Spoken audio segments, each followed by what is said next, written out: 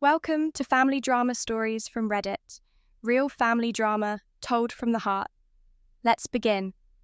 When Denise opened her front door and saw her sister-in-law Stephanie smiling sweetly with a resort brochure in hand, she knew something was off. Stephanie only ever wore that look when she wanted something big. By the time Denise sat down and heard the words $40,000 a vacation, she realized this wasn't a request. It was an expectation. And that single moment would pull the curtain back on everything Denise had worked so hard to protect. Denise never planned to be wealthy.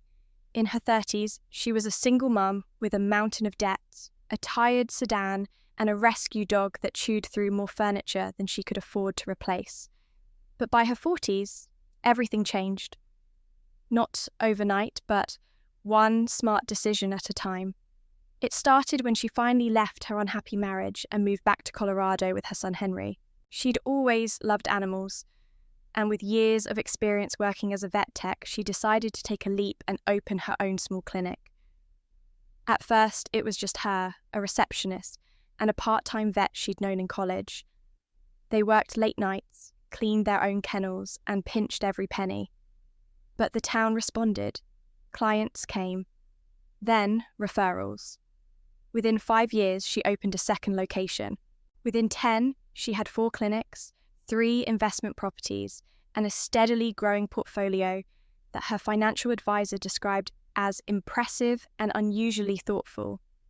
She never boasted about it. Her home was lovely, but modest, 2 stories, clean lines, big kitchen windows that caught the morning sun. She didn't buy designer bags or luxury cars. She still clipped coupons and brought lunch from home. The only outward sign of success was the lakeside cabin she bought for quiet weekends, which she rented out most of the year to a retired couple who treated it like their own. Still, she wasn't stingy. Denise believed in sharing what you could when it mattered. She paid off her younger sister's medical debt. She helped her son graduate from college debt-free. She set up college funds for her nieces and nephews, on both sides of the family, with clear agreements: tuition, books, living expenses, up to a set amount. If they stayed on track, they'd be set up to start their adult lives with breathing room. For a while, everyone was grateful. Or at least they pretended to be. Stephanie was her brother's wife, polite on the surface, but always watching. Denise noticed the way her compliments came laced with backhanded remarks. "I don't know how you do it," she'd say with a forced smile. "I mean, I'd go crazy if I didn't have someone to help me with everything." She always said someone, like it was code for money. At family gatherings, Denise kept her distance. Not out of spite, but preservation. Stephanie had a way of turning even the smallest interactions into something that made Denise feel like an outsider in her own family. Still, Denise showed up. She brought gifts. She asked about the kids. She contributed more than her share to every vacation, barbecue, and birthday party. Then came Stephanie's big ask. It was a Sunday afternoon in early April.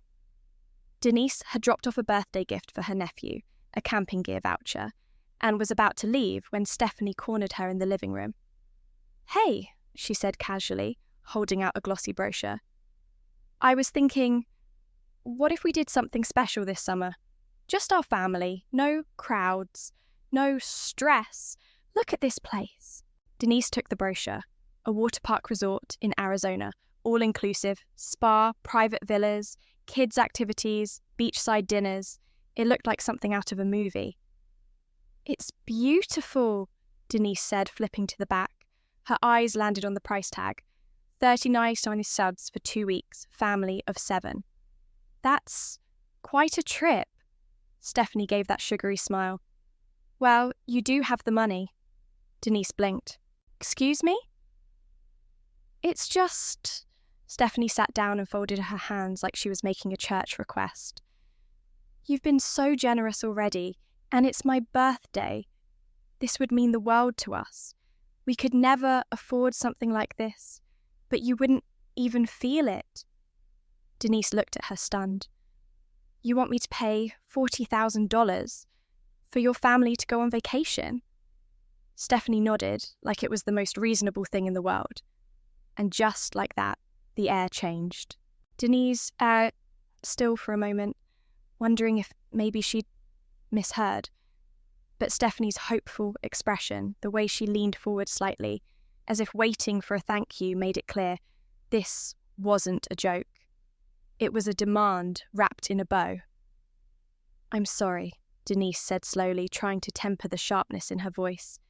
"Did you just say you want me to pay for the whole trip?" Stephanie gave a soft laugh and waved her hand like it was no big deal. "Not the whole trip, just our part. I mean, it's for the kids, mostly. You know how hard it's been since everything shut down. They haven't been anywhere fun in years." Denise looked down at the brochure still sitting in her lap.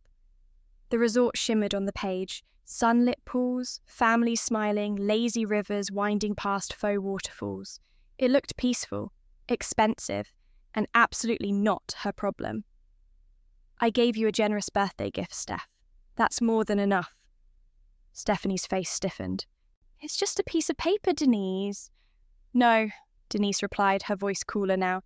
"It's a voucher with no strings attached, worth $500, and it was given with kindness. If you saw it as just paper, that says more about you than me." Stephanie's smile cracked. "You don't get it, do you?" she said, voice rising a notch. "We're family. You've helped everyone else. College funds, mortgage payments, that fancy Christmas trip 2 years ago. Why is this too much?" Denise raised an eyebrow. "Because I didn't sign up to be the family ATM." Stephanie blinked in mock surprise. "Wow, harsh." "Truthful," Denise said. "I worked hard for what I have. I sacrificed. I didn't stumble into this." Stephanie scoffed and crossed her arms. "You think I haven't sacrificed? I stayed home to raise 3 kids while your brother worked 16-hour shifts. We scrimped. We went without. You think that doesn't count?" "I think it's admirable," Denise replied calmly, "but it doesn't entitle you to my money." Stephanie stood up sharply, snatching the brochure back. "Fine, forget it. I just thought you had more heart." Denise didn't respond. Not right away. She watched Stephanie leave the room in a huff, brushing past her own husband, Darren, who had wandered in from the kitchen just in time to hear the tail end of it. Darren gave Denise an awkward shrug. "Sorry about that," he mumbled. "She's just stressed." "Maybe," Denise said, rising to her feet. "But stress doesn't excuse entitlement." Later that night, as she sat on her back porch, watching the stars blink into view over the hills, Denise felt the familiar churn of guilt trying to sneak in. It always came after moments like this, when she said no and someone didn't like it. Years of family conditioning had taught her to feel selfish for drawing lines. But this time, she didn't lean into the guilt. She let it sit there and fade. A day passed, then 2, and then the whispers began. It started with a cousin calling to check in and casually mentioning that Stephanie had seemed upset lately. Then an aunt emailed a vague message. "I know family can be difficult, but we should all try to help one another when we're able."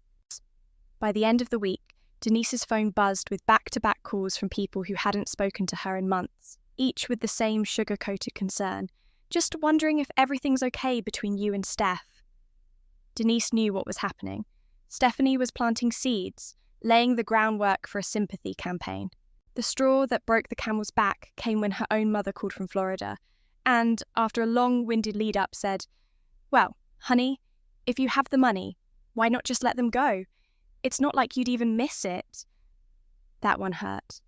Denise swallowed hard and said nothing for a moment. Then she spoke softly. "Mum, I love you, but you have no idea how many times I've helped. Quietly, generously, and not once have I asked for anything in return. But that doesn't mean I owe anyone more, especially when they start treating me like a piggy bank instead of a person." Her mother paused. "I didn't mean it that way, sweetheart. I just hate seeing the family fight." "So do I," Denise said, "but I hate being used even more." By Monday morning, Denise had made peace with one thing. This wasn't just about a vacation. It was about control, about being seen as the one with money and, therefore, the one with obligations. And worse, those obligations had no limit. She'd spent the weekend dodging texts and watching her name dance around social media in posts that never named her directly but dripped with implication. Some people forget who supported them when they had nothing. God sees those who hoard while others struggle. Even a photo of Stephanie holding the same vacation brochure, captioned with, "A dream some of us will never reach unless hearts soften." Denise didn't respond. She didn't need to. But her silence seemed to agitate Stephanie even more. That afternoon, while Denise was folding laundry and catching up on emails, her phone rang again. This time, it was her Aunt Marlene, someone she hadn't heard from in almost a year. "Well, sugar, I just wanted to say, we've all been talking," Marlene said, as if that sentence alone wasn't enough to make Denise's stomach clench. "About what?" she asked, keeping her tone light. "About how generous you've been, and how proud we are of you. But, well, word is you've got quite a bit saved up, and you've already helped so many. So we were wondering if maybe you could help a little more." There it was. Denise didn't interrupt. She let her aunt finish the polite pitch, something about 6 grandchildren needing college funds, and wouldn't it be lovely if they could follow the path Denise had helped pave for others? "We're family, Denise," Marlene added gently, "and family takes care of each other." Denise held the phone tighter. "You know," she said after a pause, "back when Henry had surgery and I couldn't cover the copay, I remember calling a few folks. Only 3 helped, and you weren't one of them." The other end of the line went quiet. "I remember," Denise continued, "being told that it's your responsibility to prepare for life's surprises. And that's what I did. I prepared, I worked, I sacrificed. And now that it's paid off, suddenly it's not just my responsibility, it's my obligation to everyone else." "Denise, I didn't mean it like that." "You did," she said calmly. "You just didn't think I'd remember." She ended the call kindly but firmly, and she knew it wouldn't be the last. By Wednesday, 2 more uncles had called, with similar family loyalty speeches. One of her cousins sent her a message asking for a down payment on a house he knew she could afford. Another asked for a loan to buy a new truck, just a little $20,000 help. Denise ignored most of them, but she knew the pattern. When you say no once, people either back off or push harder, and those who felt entitled usually pushed harder. What she didn't expect was the ambush. It happened the following Friday. She came home from work, turned onto her quiet street, and immediately saw something was wrong. Cars, everywhere, lined up along the curb, some parked halfway on the grass. Her stomach dropped. She puddled past her driveway, parked down the street, and called her neighbour Susan. "Hey, Susan, what's going on at my house?" There was a pause on the line. Then Susan sighed. "Your family showed up. A lot of them. They've been standing out there for over an hour." Denise hung up and walked the block back toward her home. As she approached, she could hear them. Voices raised, a buzz of complaints and accusations. There were nearly 20 people in her front yard. Aunts, uncles, cousins, their spouses. Holding signs, some shouting things like, "Give back to family," and "We made you." She stopped at the edge of her driveway. "All of you need to leave," she said loudly. They turned. Some looked embarrassed, others looked angry. But one voice cut through the crowd. Uncle Ron, 6'3", red in the face. "Not until you start acting like a Carter. You owe us." Denise folded her arms. I owe you nothing. You're not getting away with this. Get off my property." When he stormed toward her, pointing a finger in her face, Denise stepped back and calmly pulled out her phone. "I'm calling the police," she said, "and just so you know, this conversation is being recorded." Some of them began to scatter, Others tried to reason, but it was too late. Denise had drawn her line, and she wasn't moving it for anyone. The police arrived within minutes. 2 cruisers, lights flashing but sirens silent, pulling up just as Uncle Ron was still pacing the lawn and grumbling under his breath. Denise stood with her arms folded, her phone still recording, her expression calm but unflinching. The crowd began to shift the moment the first officer stepped out of the car. Some people tried to act casual, like they just happened to be walking by. Others avoided eye contact, slowly drifting toward their cars. One of the officers, a younger man with a kind face, approached Denise. "Ma'am, can you tell me what's going on here?" She nodded. "This is my home. None of these people were invited. They've been shouting, blocking my driveway, and demanding money. I asked them to leave, and they refused." Ron, who hadn't moved, scoffed loudly. "This is family business. She's trying to make us look like criminals." The officer turned toward him. "Sir, unless you've been invited here, you're trespassing. We're going to need everyone to leave the premises immediately." Ron took a step forward. "She owes us." That was the moment things snapped. He raised a finger toward Denise again. Too close, too fast. The officer stepped between them just in time, placing a hand on Ron's chest. "Sir, back up." But Ron wasn't finished. "You think money makes you better than us?" He spat at Denise, his voice rising. "You forgot where you came from." Denise didn't flinch. "No, Ron, I remember exactly where I came from. That's why I worked so hard to make sure I never went back." Another officer began ushering people toward their cars, some protesting, others quiet and red-faced. A few tried to apologize to Denise in passing. "I didn't know it would turn into this," one cousin muttered. She gave a short nod, but didn't say a word. When most of the yard had cleared, Denise turned back toward the officer still standing with her. "Can I press charges?" "For trespassing, yes," he said. "And if you've got video of any physical threats or contact, we can take it further." "I do," she said simply. "I recorded the entire thing." The officer nodded. "Good. We'll take your statement inside." Once the police left and quiet returned to the neighborhood, Denise sat at her kitchen table in disbelief. Not shock, she was past that now, but exhaustion, emotional weariness, the kind that settled in your bones when you realized the damage wasn't over, even if the yelling had stopped. Her phone buzzed again. A text from her son, Henry. "Heard about what happened. You okay, Mum?" She smiled faintly. "I am now," she replied. "Come by tomorrow if you can. I could use a hug." The next morning, she received a different kind of message, this time from 3 of her nieces and nephews, Stephanie's kids. They asked if they could come over to talk. She hesitated for a moment, then agreed. They showed up quietly, no parents in sight, their eyes cast low. The oldest, Madeline, spoke first.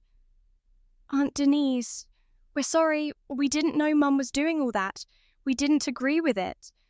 We just didn't know what to say." Denise studied their faces. They looked older somehow, more worn than she remembered. And she saw it clearly now, they were embarrassed. "You have nothing to apologize for," she said gently. "You're not responsible for your parents' decisions." "But you've helped us," said the youngest, a boy just finishing high school. "With school, with everything. And now it feels like we ruined it." Denise shook her head. "You haven't ruined anything. I gave because I wanted to, because I believed in each of you. And nothing your parents said or did will change that." They stayed for dinner, talked, laughed a little. It felt normal again, at least for a little while. But after they left, Denise knew she needed to make something clear, not just to her family, but to herself. This generosity she'd practiced for years wasn't a weakness. It wasn't blind giving or obligation. It was choice, her choice. And now she would be more careful about where it went, because kindness shouldn't come with conditions. And love, real love, never demands a price tag. The next few weeks passed more quietly than Denise expected. No surprise phone calls, no surprise visits, no more Facebook posts with pointed family loyalty quotes. It was as if the storm had passed and left behind only silence. And Denise was fine with that. The police followed up with her twice. Ron was cited for trespassing and disorderly conduct. He didn't press charges over the scuffle, likely out of embarrassment, though word got around that he'd needed surgery to reset a hairline fracture in his cheekbone.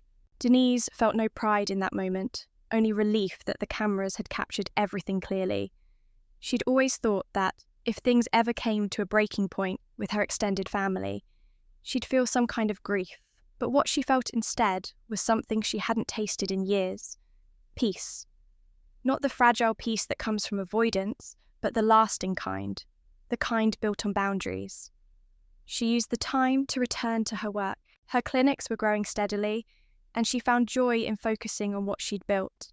Her staff was thriving, the clients were loyal, and she had a waiting list of young veterinarians who wanted to train under her. One Friday evening, as she locked up the office, Henry pulled up in his car. "Dinner?" he asked, holding up takeout bags. They sat on the back porch, eating quietly as the sun dipped low. Her backyard smelled like lilacs and fresh grass, and for the first time in weeks, she felt the tension in her shoulders ease.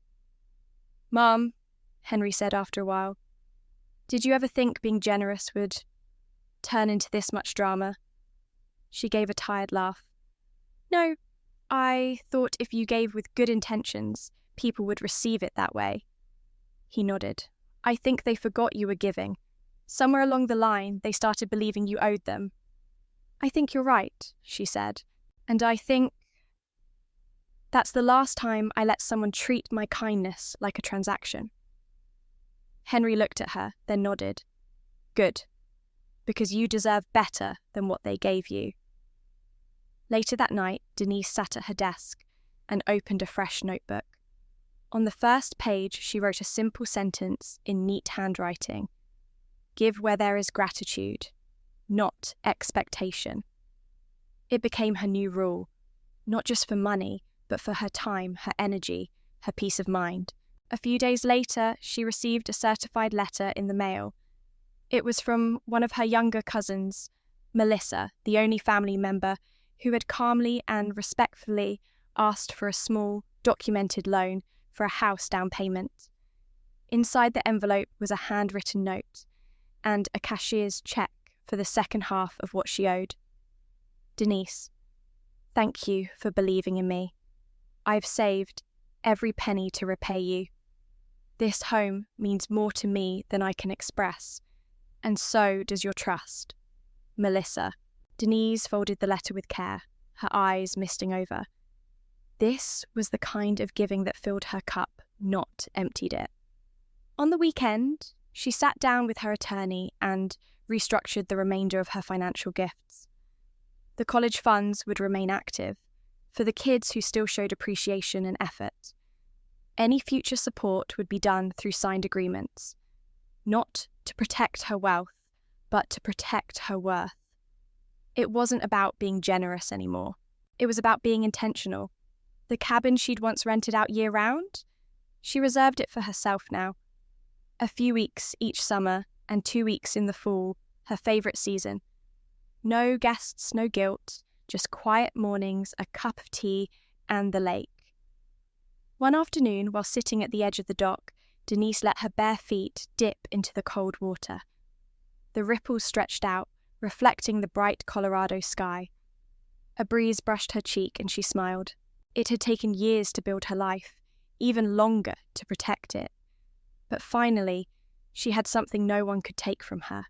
Not with pressure, not with guilt, and certainly not with a vacation brochure. She had peace. And for once, she wasn't afraid to say no in order to keep it. There comes at a time in life when we realize that giving isn't just about kindness, it's about wisdom. Denise's story reminds us that generosity, while noble, must be guided by respect and boundaries. She gave with an open heart, paying off debts, funding educations, and creating opportunities not for recognition, but because she believed in the power of helping others rise. But when generosity is met with entitlement, it becomes exploitation. Many of us have been in Denise's shoes.